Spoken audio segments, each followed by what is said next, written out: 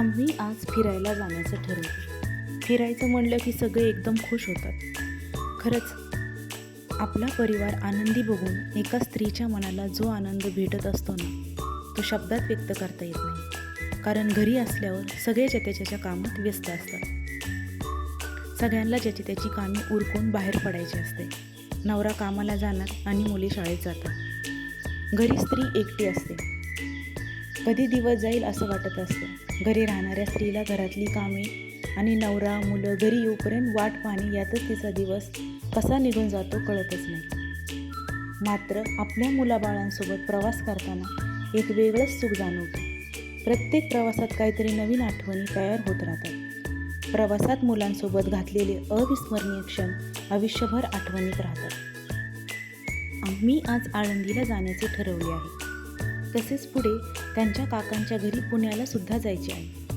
आम्ही सर्वांनी घरीच ठरवले होते, आपण सगळेजण खूप मनोरंजन करू. परमेश्वराने निसर्ग कसा सौंदर्याने नटवला आहे. त्यात हिरवीगार शेत, सुंदर दिसणारे लहान मोठे पर्वत, रस्ते मनाला रोमांचित करत होती. रस्त्याने जात असताना मन जसं मोहित होत होतं. मनाला इतका आनंद भेटत होता की तो डोळ्यात मावत नव्हता. म्हणून मी मोबाईल काढला आणि एक एक दृश्य व्हिडिओ घ्यायला सुरुवात केली. खरंच मुलांसोबत त्यांच्यासारखं लहान होऊन जगायला आनंद भेटतो. त्यांच्यासुद्धा डोळ्यात आपल्या एकी आदर दिसायला लागतो. उन्हाळ्याच्या सुट्टीत कुठंतरी फिरायला जावं असं वाटत होतं. तसेच देवदर्शनसुद्धा व्हायला पाहिजे म्हणून आम्ही आळंदीला यायचं ठरवलं. पहिले ज्ञानेश्वर माऊलींचे दर्शन घेऊ, मग पुढे जाऊ असं आमचं ठरलं. तिथली इंद्रायणी नदी पाहून खूप आनंद भेटला. लाखो वारकरी दरवर्षी आषाढी कार्तिकी एकादशीला आळंदीत जमतात आणि तिथले तीर्थप्राशन करून मस्तकाला लावतात. हा आळंदीचा बाजार. इथं आम्ही खूप फिरलो. तिथं असलेल्या मारुतीचे दर्शन घेतले. परत जाताना तिथली फ्रूट खाल्ली. इतर वेळेस जाऊनही तिथं एवढी गर्दी होती, तर आषाढी एकादशी दिवशी किती गर्दी असेल असा प्रश्न पडला. शेवटी आम्ही दर्शन घेतले व बाजारात फिरत बसलो.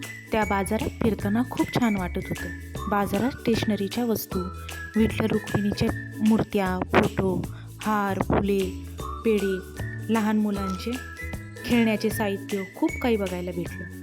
देवासाठी वेगवेगळ्या प्रकारच्या अगरबत्त्या, पितळी दिवे, देवपूजेचे साहित्य खूप सारं होतं. आम्ही तिघे ते पाहतच होतो.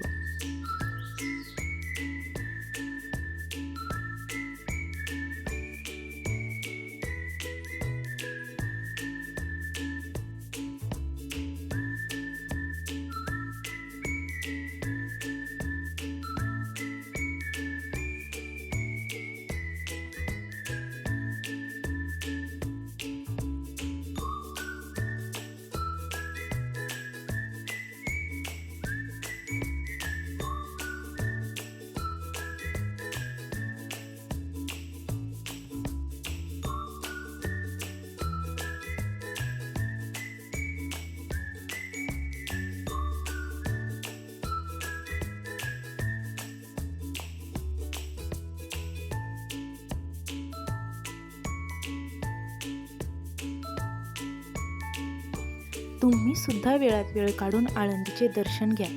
तिथल्या इंद्रायणी नदीचे दर्शन घ्या. कसा वाटला व्हिडिओ नक्की सांगा. पुन्हा भेटूया एका नवीन व्हिडिओसोबत. तोपर्यंत सुखी राहा, आनंदी राहा. जीवनाचा भरपूर आनंद घ्या.